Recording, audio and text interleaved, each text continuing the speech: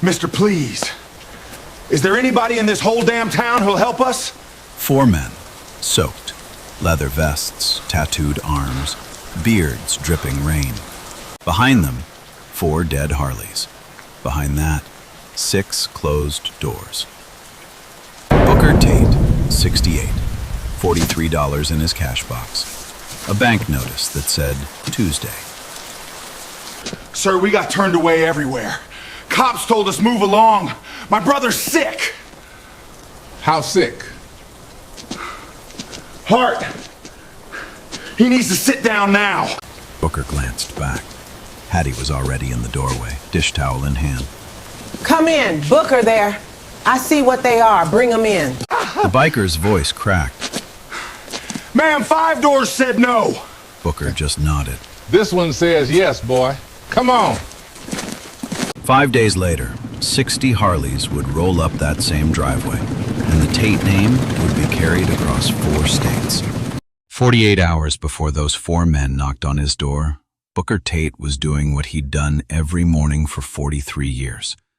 He flipped the open sign at 5 a.m., touched the corner of his father's photo above the workbench, whispered, "Mornin', Daddy." Then he went next door to kiss his wife. Hattie was already at the griddle, apron tied, coffee on, the smell of biscuits and bacon drifting out into the gray Ohio morning. "Morning, sugar." "Morning, baby. Sleep all right?" Roof leaked again. "I know. Heard the bucket." She handed him a mug without looking up. They'd done this for 43 years. They didn't need to look anymore. The Tate property sat on Route 9, 4 miles outside Glenboro. 2 old buildings and a tired little house behind them. Tate's garage on one side, built by Booker's father Ezekiel in 1954. Hattie's pantry on the other, added in '82 when Hattie quit the diner in town to be near her husband. A narrow breezeway connected them. They ate lunch there together every single day at noon. 2 mugs, 2 plates, 43 years. It was a life. A small, quiet, honest life. And it was about to end. The bank notice had been on Booker's desk for 2 months. He kept turning it face down. Hattie kept pretending not to see him turn it face down. Tuesday was the deadline. Booker counted the cash box that morning. $43. 2 singles, a 5, 3 tens, a worn-out 50 he'd been saving in case the truck needed a new battery. He closed the box, looked at his hands. These hands had rebuilt 3,000 engines. These hands had splinted a child's broken wrist once when a family broke down outside the shop in a thunderstorm. These hands had buried his mother, his father, and his only son. Now these hands were going to hand over the keys. He didn't tell Hattie that yet. She knew. She always knew. But neither of them was ready to say it out loud. The chain auto shop 2 miles up Route 9 had been bleeding their customers for a decade. Slick signs, coupon books, a loyalty app on the phone. The young folks didn't know what a master mechanic was anymore. They knew what a 15% off sticker was. Booker had 3 regulars left. Mrs. Hollister, whose husband had passed in spring. The Peterson kids, who brought their daddy's old truck in on Sundays. And Russ, from the gas station up the road, who came in once a month for an oil change and stayed for biscuits. That was it. That was the whole business. Hattie's pantry did a little better. Truckers stopped for her sweet tea, which was famous all the way to Cleveland.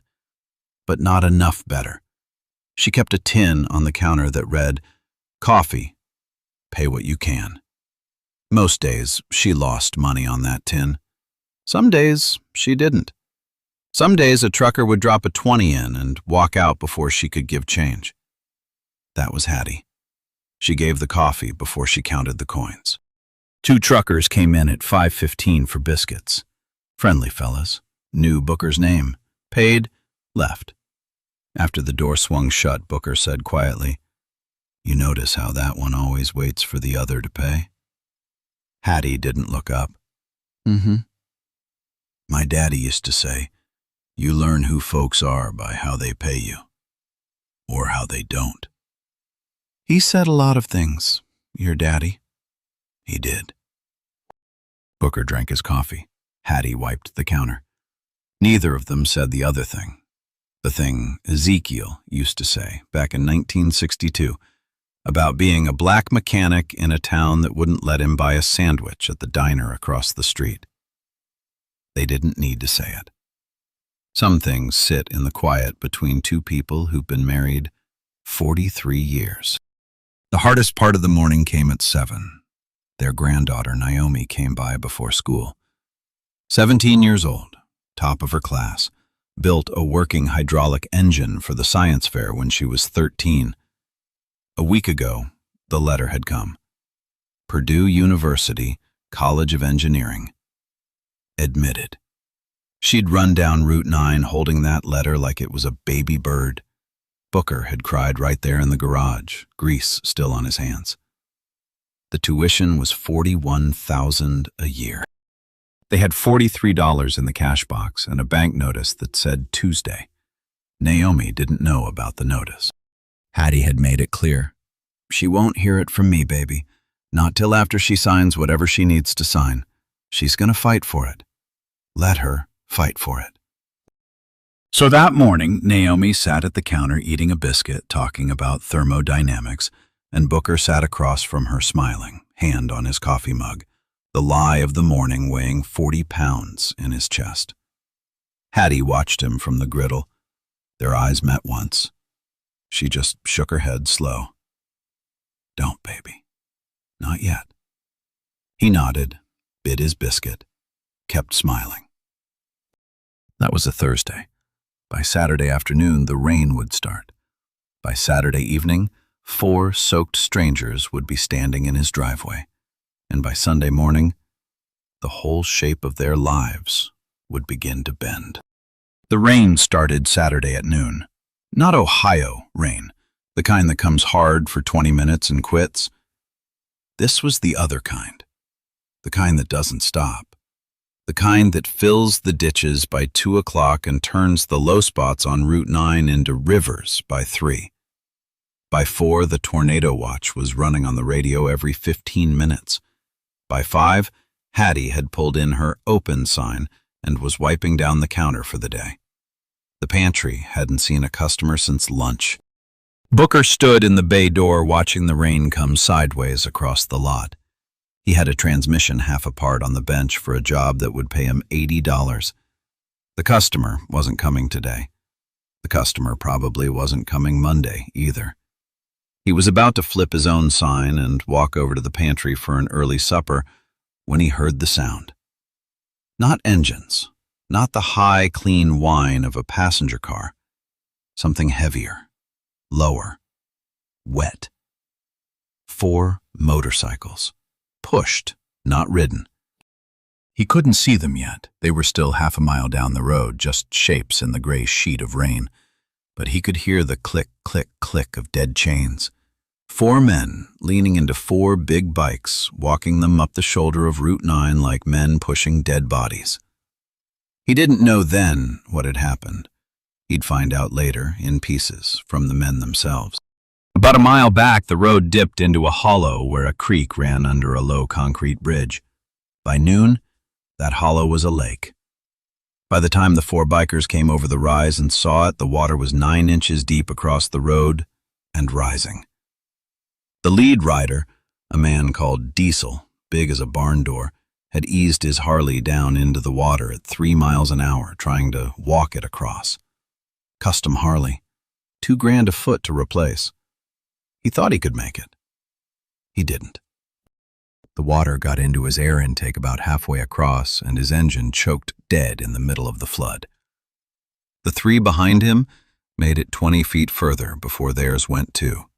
1, 2, 3, like a string of firecrackers stalling out in the rain. 4 dead Harleys. 4 big men. Standing in waist-deep water in October, in Ohio, in a storm. It took them an hour to push the bikes out of the hollow and onto dry road. Then they started knocking on doors. The first house had a porch light on. A woman pulled the curtain back, looked at them, and shut the curtain. They knocked twice more. No answer. The second house, an old farmer in his doorway, shotgun resting against the wall behind him, said, "You boys keep moving," and shut the door. The third house didn't even open. They saw a face in the upstairs window. Then the face was gone. The fourth was a small auto repair shop, the kind where Diesel was sure a fellow mechanic would help. The owner was in the bay working on a Dodge. They could see him through the glass. They knocked. He looked up, looked at them, walked over to the front door, and turned the closed sign around. It wasn't even 2:30 in the afternoon. The fifth was a gas station. Reaper went inside alone, figured the others looked too scary in a group. He asked for a tow. The kid behind the counter said the pump was broken, the air was broken, the tow truck was broken. Then, while Reaper stood there shivering, a Ford F-150 pulled up and the kid hopped out and filled it without a word. The sixth was the worst. A nice ranch-style house with a swing set out back. They knocked. A woman opened it 3 inches with the chain on.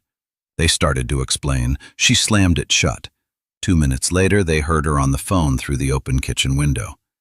"There's 4 of them, big men, tattoos. I'm scared, officer." The sheriff's deputy came out 15 minutes later, checked all 4 IDs, ran them, found nothing, because there was nothing to find. These 4 men were a welder, a long-haul trucker, a contractor, and a medic who'd done 2 tours in Iraq.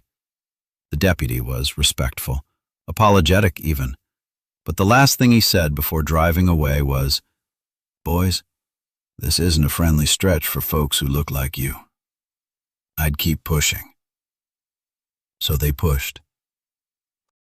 They pushed those bikes another 2 miles in the rain, soaked through, shivering, hungry, blistered, Diesel coughing and going gray in the face, until they came around a long bend and saw a sign through the rain. Tate's Garage, Hattie's Pantry, established 1954. A warm yellow light in the window. Diesel, 6'3", 280 pounds, a beard down to his chest, a tattoo of his daughter's name across his throat, leaned on the handlebars of his dead bike, looked at his 3 brothers, coughed once, hard. "Last try, fellas," he rasped. "If they say no, I'm done." Booker watched them come up the driveway and didn't move. 4 big men, soaked, leather vests black with rain, walking dead bikes 1 slow step at a time. The lead one was leaning on his handlebars like he couldn't stand up on his own anymore. For 1 full second, Booker didn't move. He saw the patches. He saw the beards. He saw the tattoos crawling up the necks of 2 of them. He heard, in his own head, every voice in town that had ever whispered about those types. He thought about the bank notice on his desk. He thought about what the regulars would say. He thought about Naomi. For 1 full second. Then the door behind him opened. Hattie stepped out onto the breezeway in her apron. She looked at the men. She looked at her husband. "Booker?" He turned. "Booker, bring them in." "Hattie, I see what they are. Bring 'em in." That was that. Booker pulled his coat off the hook and walked out into the rain. The 4 men stopped at the edge of the lot like they were afraid to come any closer until they were invited. "Park 'em under the overhang," Booker called. "Out of the wet, then come inside." The big one, Diesel, tried to say thank you and started coughing instead. The coughing didn't stop. The other 3 got under him before he went down. Booker moved fast for a 68-year-old man with arthritis. He got Diesel's other arm over his shoulder and walked him toward the pantry door. "What's your name, brother?" Diesel. Dalton." "Okay, Dalton. We're gonna get you inside." "Sir, heart. I got a heart thing from the army. Pills are in the saddlebag." "What kind? Beta blocker?" Booker looked over his shoulder at the one with the medic patch on his vest. "Son, get his pills. Now." "Yes, sir." The medic, Hammer, was already moving. Inside the pantry, Hattie had already lit the wood stove in the back room and was pulling quilts down off the shelf. She didn't even glance at the size of them. She walked straight up to Dalton, put one small hand on his cheek and said, "Oh, baby, you're freezing. Sit down before you fall down." Dalton, 6'3", 280 pounds of welder, sat down like a child. She had his vest off in 30 seconds, folded it carefully across the back of the chair the way you'd handle a man's uniform. Then his soaked t-shirt, wrapped him in a quilt she'd sewn the winter their granddaughter was born. "Where are those pills?" "Coming, ma'am," Hammer said, already at the door. She got one into him with sips of warm water, sponged his forehead with a clean rag, put 2 fingers to his neck and checked his pulse, slow and steady. "Booker, he's running hot. Got a fever coming." "I see it." She didn't ask who he was. She didn't ask what club. She didn't ask if he was dangerous. She talked to him like he was her son. "Dalton, baby, you got a wife at home?" "Yes, ma'am. And a daughter. Lily. She's 7. "Lily. Pretty name. You're gonna see her, all right. You hold on to that. You picture her face." Dalton's eyes filled up. He nodded. Out in the main pantry, the other 3 were dripping all over Hattie's floor. 6'4" Tank with the neck tattoo, Reaper, 52, with a face like a granite quarry, Hammer, the medic, who'd already gotten the pills in. Hattie took one look at the 3 of them. You, sit, now." Tank sat. 6'4", sat down at her counter like a scolded 8-year-old. "You're soaked. You're scared for your friend. You can't help him better than I can, so you're gonna eat, and then you're gonna sit there and let me work. You understand me?" "Yes, ma'am," Tank said quietly. She slammed 3 plates down, fried chicken left from lunch, biscuits, gravy, sweet tea poured from a sweating glass pitcher. Tank bit into a biscuit. His hand was shaking. He bit it again. His jaw started to wobble. He put the biscuit down, wiped his enormous face with the back of an enormous hand. "Ma'am, I'm sorry, I haven't. This is..." "Eat your biscuit, son. Made it this morning. Made with worry. Tastes different." He ate it, tears running down into his beard the whole time. Reaper hadn't said a word. He was watching Hattie work, watching the way she moved, watching the way she touched Dalton's shoulder before she walked away from him, every time. Finally, Reaper said low, 5 doors said no to us today. One of them called the cops."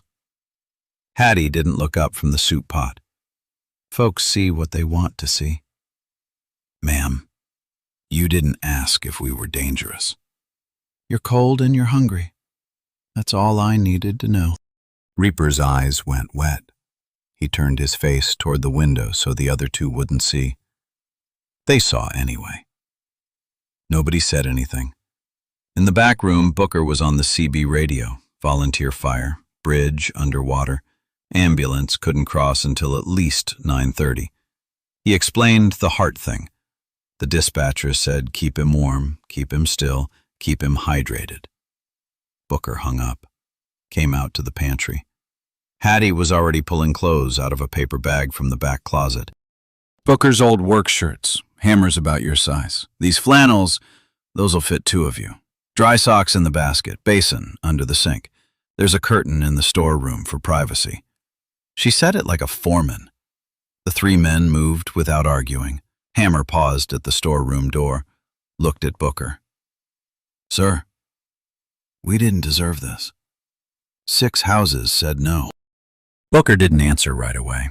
He was thinking about his daddy, about 1962, about a story Ezekiel used to tell, being turned away from a diner across the street from his own shop and what that did to a man's stomach. He just said, "Get out of those wet clothes, son." By 10:15, the bridge had cleared. The ambulance came. The paramedic checked Dalton's vitals and said quietly to Hattie, "Ma'am, those pills and keeping him warm? He could have coded tonight without you." Hattie just nodded. She squeezed Dalton's hand at the doorway. He held on. "Mrs. Tate?" "Yeah, baby." "What's your name? Your full name, I need to remember." "Hattie Tate. That's my husband, Booker." He repeated it 3 times under his breath as they wheeled him out. Like a prayer. Reaper pulled an envelope out of his vest. $2,000. Everything the 4 of them had on them. He pushed it across the counter. Hattie pushed it right back. "Honey, put that away. We helped 'cause you needed it. Money got nothing to do with it." Reaper's eyes filled up again. He didn't try to hide it this time. "Ma'am, nobody stops for us. Y'all stopped." At the door, Hammer slid a plain card under the coffee tin where Hattie wouldn't see it until later. The bikes stayed in the lot, tarped. The men were gone by midnight. By 11, Booker and Hattie were sitting in the breezeway with 2 mugs of coffee, the way they had every night for 43 years. He said, "Think you'll be okay?" She said, "He'll be okay, sugar. He'll be okay."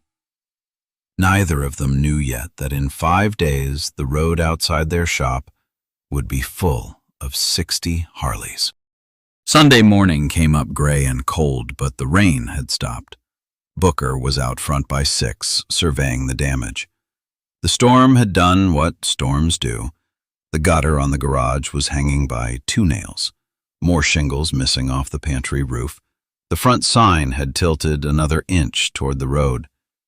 He stood there in his work coat with a cup of coffee and looked at it all, and didn't feel much. He felt something else instead. He kept thinking about Dalton's eyes when he said, "Lily, she's 7. Hattie opened the pantry at 6:30 like every other Sunday for 43 years. 2 truckers came in for biscuits. One of them, Earl, drove for a feed company out of Akron, leaned an elbow on the counter and said, "Hattie, my buddy was driving past here last night around dark, said he saw bikers at your place. Big fellas, tattoos. You all right?" Hattie wiped a coffee ring. "One of them was sick." "Sick how?" "Sick enough." "Hattie, you be careful here. Folks like that, Earl. You want another biscuit or no?" Earl raised both hands. "Yes, ma'am." She refilled his coffee, didn't say another word about it. Out in the garage, Booker rolled Dalton's wrecked Harley further into the bay and pulled the tarp off. A beautiful machine, even ruined. Custom black paint with a hand-painted skull and wings on the tank. The frame was straight, the fork was tweaked but fixable. The engine was the question. He laid a hand flat on the saddle without meaning to. He'd done that to 1,000 bikes in his life. Listening with his palm, his daddy used to say. The pantry phone rang at 7:15. Hattie picked it up. "Tate's pantry? Mrs. Tate?" "Yes, baby. It's Hammer from last night. I'm calling from the hospital." She set the rag down. "How is he?" "He's gonna be okay, ma'am. Cardiac team caught everything. Said another 20 minutes without those meds and warmth, it could have gone bad. He's awake, asking about y'all." Hattie's eyes filled up. She turned her back to the truckers at the counter and walked into the storeroom with the phone. "You tell him we're glad. You tell him to rest." "I will, ma'am. And, Mrs. Tate, something else. Some folks might come by your place over the next few days. Just don't be scared." "What folks?" "Brothers, ma'am. Just brothers. Y'all did something last night. The kind of thing that doesn't stay quiet." She didn't know what that meant. She said, "Okay." She hung up. She walked out into the pantry. Booker was coming through the door from the garage side. Their eyes met. "Hattie? He's all right, baby. Praise God." She didn't tell him the rest yet, the part about brothers. She wasn't sure what it meant either. She tucked it in her apron pocket along with the plain card Hammer had slipped under the coffee tin the night before. The card had 2 words on it: Hammer, Iron Crows, MC, and a phone number. She didn't know what an Iron Crows MC was. She'd never heard of it. Neither had Booker. What they didn't know, what they couldn't know, was that at that same moment, in a hospital room 60 miles south, Dalton was on the phone with a man called Bones, a man whose voice was like gravel running through a cement mixer. A man who, when Dalton finished telling the story, 5 doors, the cops, the old man in the rain, the old woman with the biscuits, said only 2 things. The first was, "God damn it, Dalton." The second was, "Don't move. Don't argue with the doctors. Let me make some calls." Then he hung up. By Sunday evening, 60 phones across 4 states would ring. By Monday morning, 60 men would start packing tools. But Booker and Hattie didn't know any of that yet. They thought it was over. Monday morning, Hattie opened up at 5 a.m. like she always did. There was a box on her porch. Plain brown cardboard, no tape, no label. She bent down and lifted the flap. Inside, a roll of high-grade electrical tape, 2 Napa oil filters in original packaging, a fresh tube of brake cleaner, a bag of clean shop rags. About $50 worth of supplies. No note, no card. She carried it inside and put it on the counter, stood there a minute looking at it. Then she went and got Booker. "Somebody left this on the porch." "Who'd leave this?" "I don't know, baby. Customer, maybe? Somebody dropping off they couldn't pay for last time? Maybe." He went back to the garage, but she didn't put the box away. She left it sitting on the counter where she could see it. She looked at it 3 more times before lunch. Monday evening, 2 men she'd never seen pulled into the lot in a pickup. They came inside, polite, no eye contact problems, ordered 3 sandwiches and 2 coffees, asked her how long the pantry had been there. One of them said, "Mind if I get a picture of the sign? My wife collects pictures of old roadside signs." Hattie said, "Sure." He took 2 photos. They left a $50 tip on a $12 order. She showed Booker the bills later. He said, "Some folks are just generous." She said, "Mm-hmm."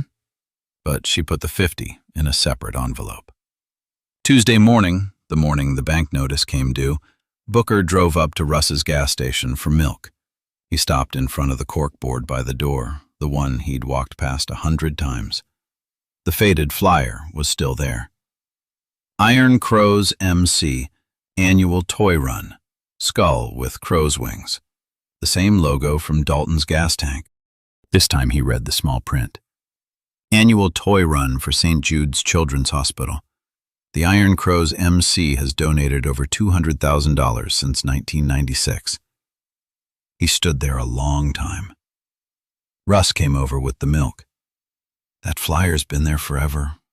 Probably some kind of scam." Booker didn't answer. Walked out. Tuesday afternoon, a reporter called. "Sir, I'd like to talk about—" He hung up, pulled the curtain. Tuesday night, 11:46 p.m. Hattie's phone buzzed on the kitchen table. She picked it up, squinted at the screen. The text was from Hammer. "Mrs. T, open at 6 tomorrow morning, please. Got some brothers coming through. Don't be scared. They look worse than they are." She read it twice, walked into the bedroom, showed it to Booker. He read it again. "How many brothers?" "Don't say." "They look worse than they are?" She looked at the box of supplies on the counter through the open door, then at her husband. "Booker, we're gonna need a bigger pot of coffee."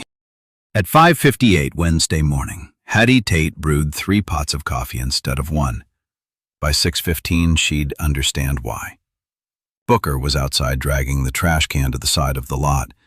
He kept glancing toward the highway every 2 minutes. He didn't say it, but he was nervous. He'd brought the bank notice in from the desk and folded it into his back pocket like a man going to court. The mist hung low across Route 9. The sky was the color of an old nickel. The lot was empty. Then he heard it. A low rumble, far off, coming from the south. Then more of it. Then more on top of that. Then the sound stopped being engines and started being something else. A wall. A weather system coming up the road.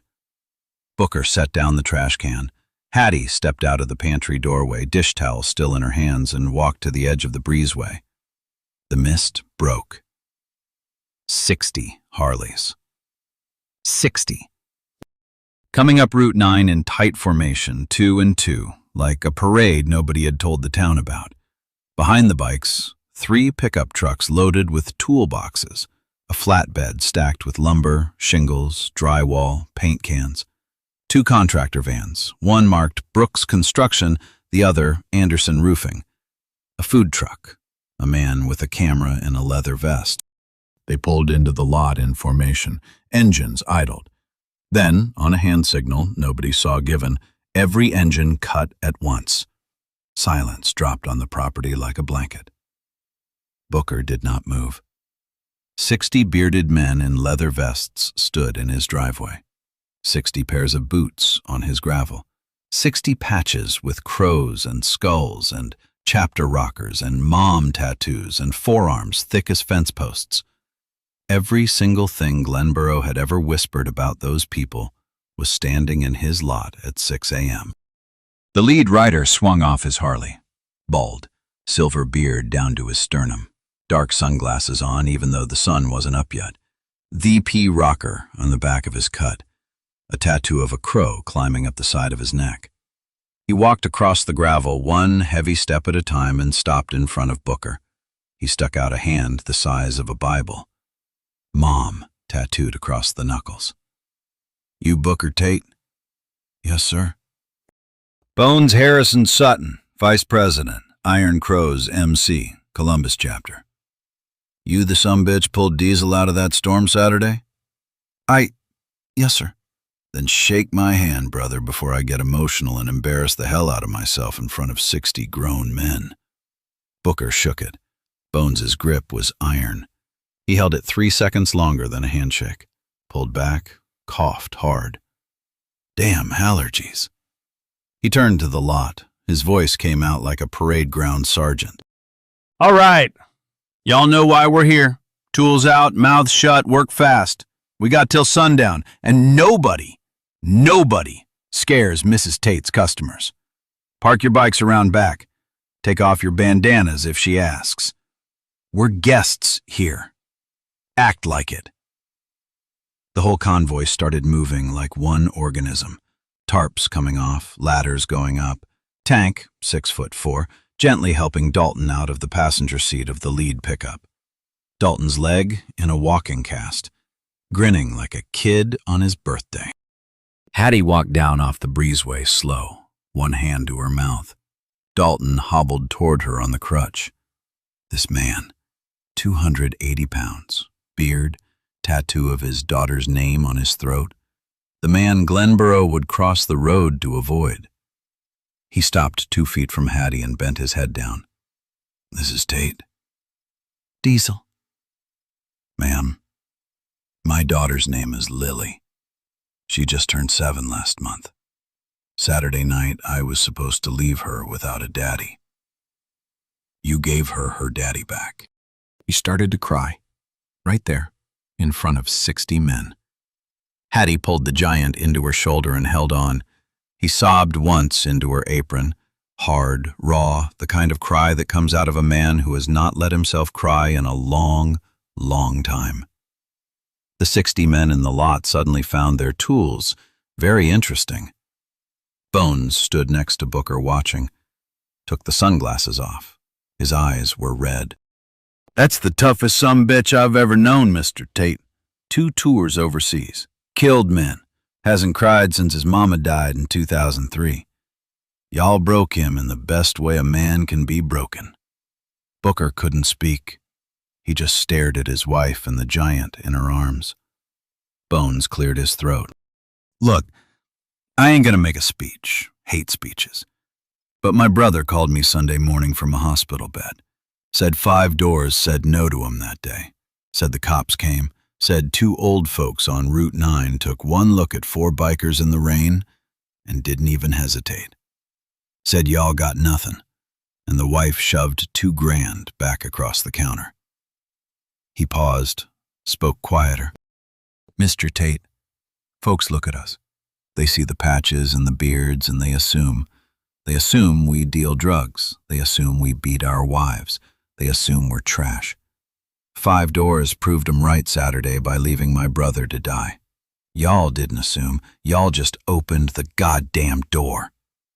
Behind him, men were already on ladders, roofing nails coming out of bags. Dalton, leaning on his crutch beside Hattie, found his voice. Mr. Tate, Reaper over there owns Brooks Construction. He's donating the labor and the materials, top to bottom, garage and pantry. Tank's daddy owns Anderson Roofing. He's doing your roof, and he's doing your house roof in the back. Hattie covered her face. She had not told a single soul that the bedroom roof leaked. Booker found his voice, hoarse.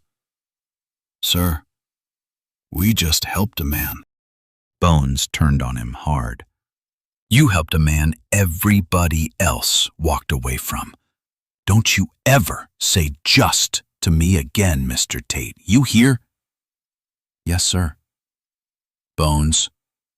Bones. The big man clapped a hand on Booker's shoulder, then softer. Mrs. Tate, where's the damn coffee? Inside, Bones. He walked toward the pantry. The work began. The work didn't stop for 11 weeks. That first Wednesday alone, 60 men ripped out the rotten siding on the garage, hauled away a dumpster of broken shingles, and laid a fresh concrete pad in front of both buildings before sundown. By the second weekend, Reaper's crew had the garage stripped down to the studs and was rebuilding it from the inside out. A modern hydraulic lift went in, donated by a club member who owned a parts warehouse 2 counties over. New compressor, new lighting, new benches, and every old tool Ezekiel Tate had hung on that back wall in 1954.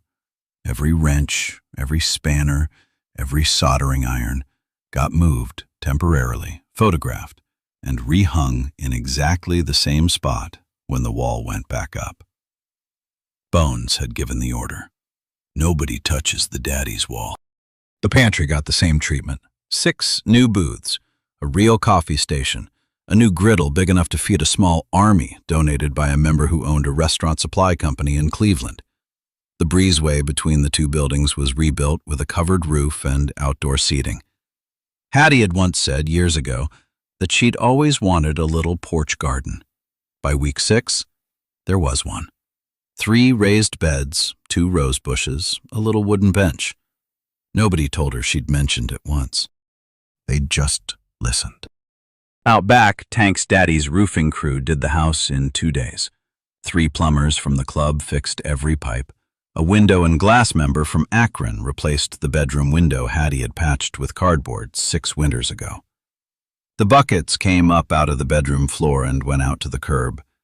Hattie cried when she saw them sitting there next to the trash bin.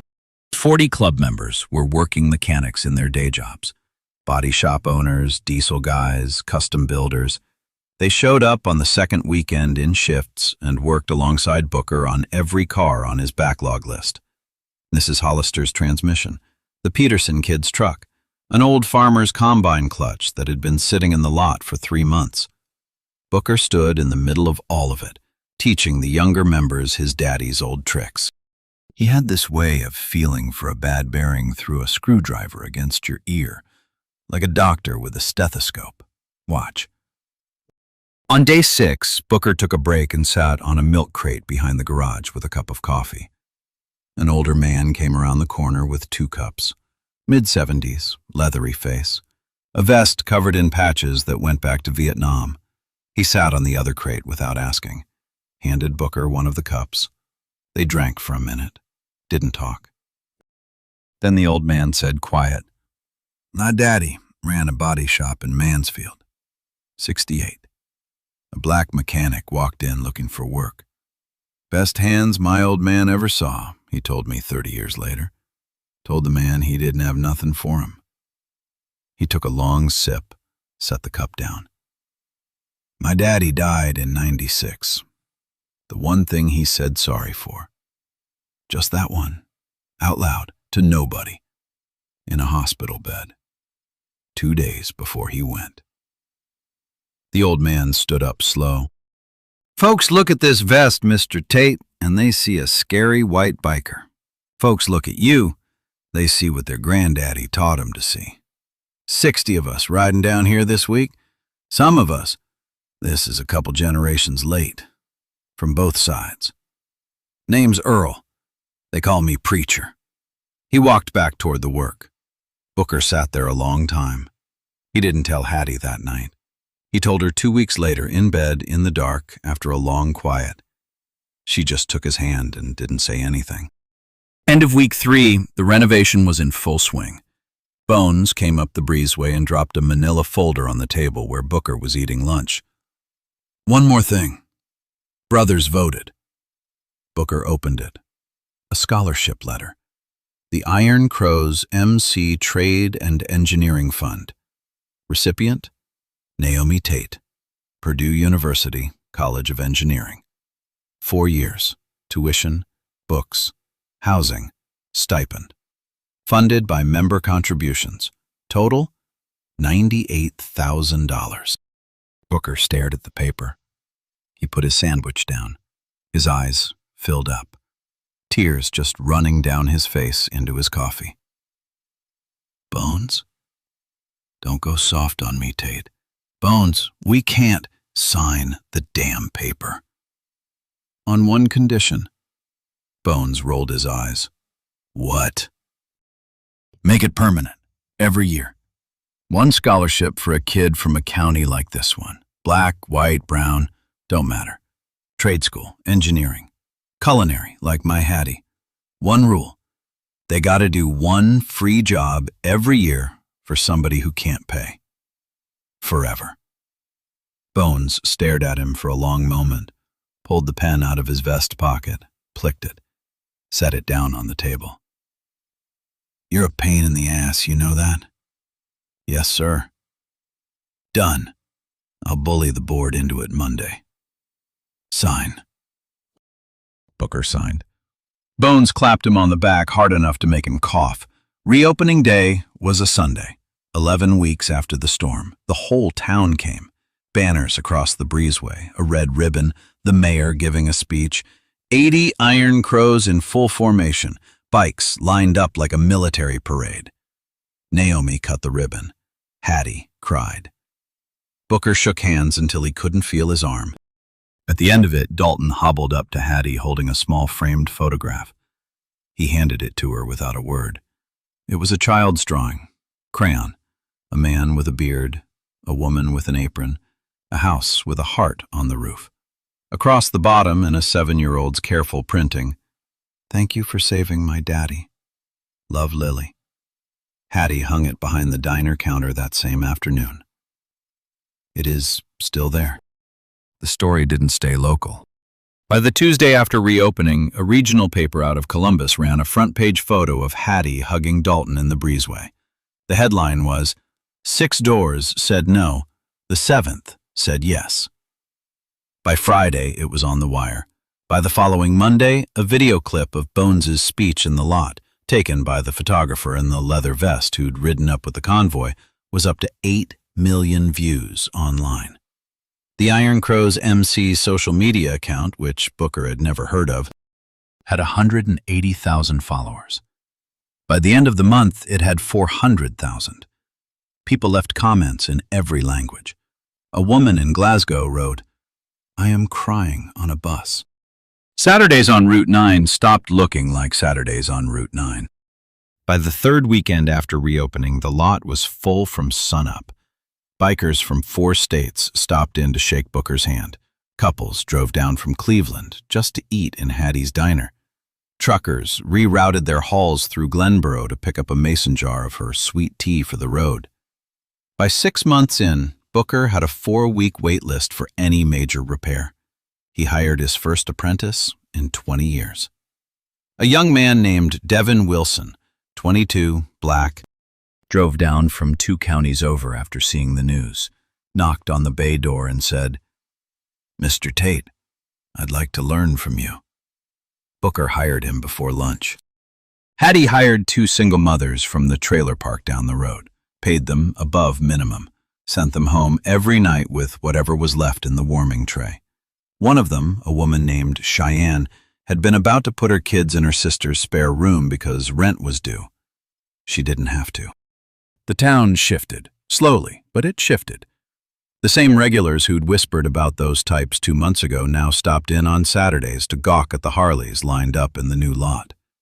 The mayor of Glenboro showed up at a town council meeting and called the whole thing the Iron Crow's tourism boom. The hardware store reopened. The diner across the highway hired 3 new staff. Russ at the gas station took down the probably some kind of scam face he used to make when the toy run flyer came up, and quietly put a donation jar on his counter. Up at Purdue, Naomi started her freshman year in the College of Engineering. She hung her great-grandfather Ezekiel's old work apron on the wall of her dorm room. Next to it, she pinned an Iron Crow's patch Dalton had mailed her in a manila envelope with a handwritten note. Honorary member. Lifetime. Diesel. She FaceTimed home every Sunday after church. Hattie always held the phone.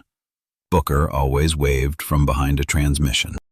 A year after the storm, the first official Iron Crow's MC Trade and Engineering Scholarship was awarded to a 19-year-old single mother named Tasha Brooks, studying diesel mechanics at the community college. 2 months later, a second scholarship went to an 18-year-old named Marisol Garcia, who wanted to be a chef. Booker handed them their certificates at the diner. Hattie sent them home with peach pies and 1 line each, the same line for both girls. Now go, baby. And don't forget the rule.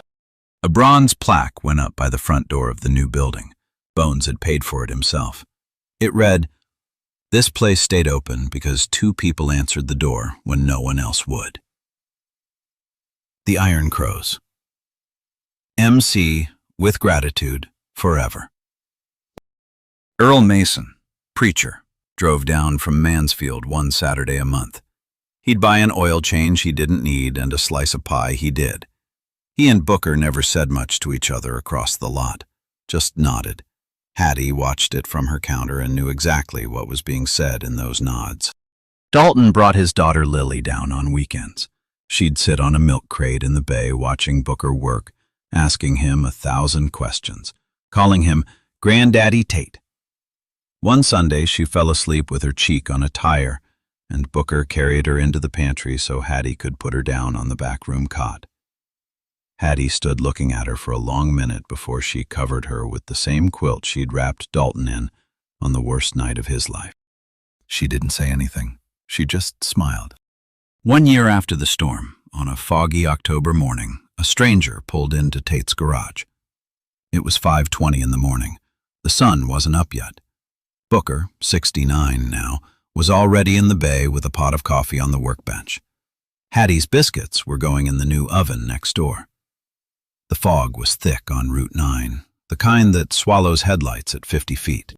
A rusted sedan limped into the lot, steam coming off the hood.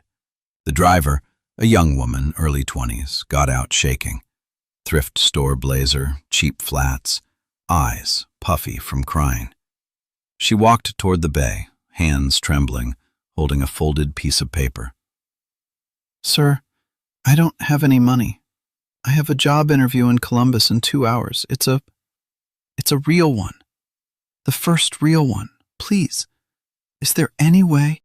Booker held up a hand, gentle, the same hand he'd held up to a man called Diesel in the rain 1 year before. "Pop the hood, sweetheart." Hattie appeared in the breezeway doorway with her dish towel, took one look at the girl. "Honey, when's the last time you ate?" The girl couldn't answer. Hattie nodded once. "Come sit at the counter. Biscuits coming up, coffee's on. We'll feed you while he works." 40 minutes later, the car was running. Tightened hose, a belt off Booker's scrap pile, topped off everything that was empty. The girl had eaten 2 biscuits with sausage gravy and drunk a cup of coffee. Hattie had packed her a brown paper bag. 2 more biscuits, an apple, a hard-boiled egg. You eat the egg before the interview, baby. Protein helps your nerves. The girl tried to leave her phone on the counter as collateral. Booker pressed something into her palm instead. A business card. The new Tate's Garage logo on one side. On the other side, in his own handwriting, "You don't owe us. Pass it on someday." She drove off into the fog. They watched the taillights disappear. Naomi was home for fall break. She was in the bay rebuilding a transmission. She looked up from the parts spread out on the floor. "Granddaddy, Grandma, you didn't charge her anything?" Hattie wiped her hands on her apron. "Baby, a year ago, 60 men everybody else was scared of came down this road to save us. You think we charged that girl for a belt and a biscuit?" Booker chuckled. Naomi smiled, went back to her transmission. Somewhere out on Route 9, faint through the fog, came the sound of Harleys. Saturday riders, on their way down. The fog burned off by 9 that morning. Booker and Hattie sat in the breezeway with 2 mugs of coffee, the way they had every morning for 44 years now. The bronze plaque caught the early sun behind them. Somewhere down Route 9, a single Harley rode by and the rider tapped his horn twice in greeting. Hattie clinked her mug against her husband's. "Morning, sugar." "Morning, baby." 6 dogs said no, the 7 said yes, and that's one yes from a 68-year-old black mechanic and a wife who didn't flick at 4 shop stranger on her porch. Changed everything. The shop, the town. You know what gets me about Booker and hesitate? They had, because the bikers needed help. That's it. That's the whole thing. And we forget how rare that is. 5 other people saw 4 men in a storm and decided their fear of how somebody looks was bigger than a man's heart attack. One of them called the cops on them. Haiti opened her door anyway. She called Dalton baby before she knew his last name. She fed Tang a biscuit while he cried into his bed. She didn't ask what club. She just asked, "When's the last time you ate?"